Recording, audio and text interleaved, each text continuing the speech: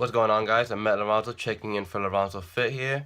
As you see in the title, I'm going to be teaching you guys how to track your macros today using MyFitnessPal. I know there's other apps and other ways you guys can track your macros, but I've used MyFitnessPal for the past 3-4 years, and it's what I recommend. It's what I think is the easiest way to use it. So, here we go. If you guys see me looking at the computer, it's just because I'm showing you guys, looking at the slide you guys will be seeing in the screen. And yeah, so first page, how to track your macros, right?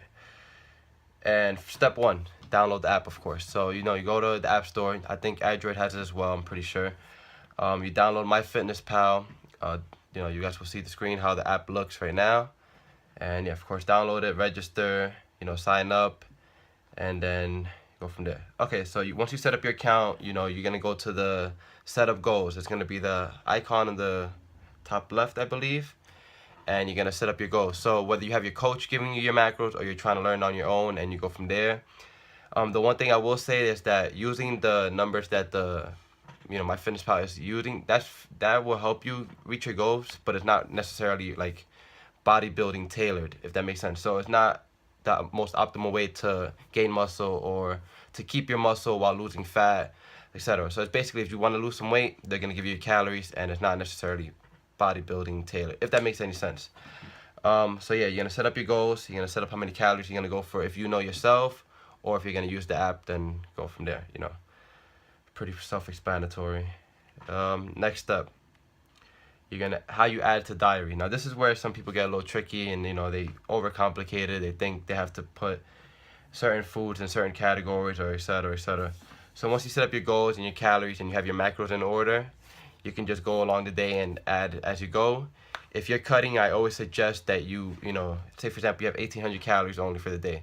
Plan accordingly, plan out your day and then go from there. Say for example you're bulking and you have 3,500 calories. Then go as the day, keep in mind, but add as the day goes on, so you don't have to be too worried about it. And yeah, let's see what we got here.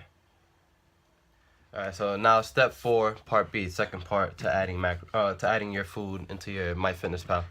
So you'll type in, for example, hard-boiled eggs, which is the example I used on the screen here, and you look up, a hard-boiled egg whole.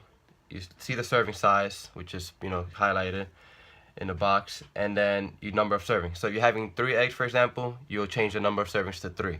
Now you can get a little bit more into detail. You can go large egg, jumbo eggs. Of course, they all have different macros, but this is just an example.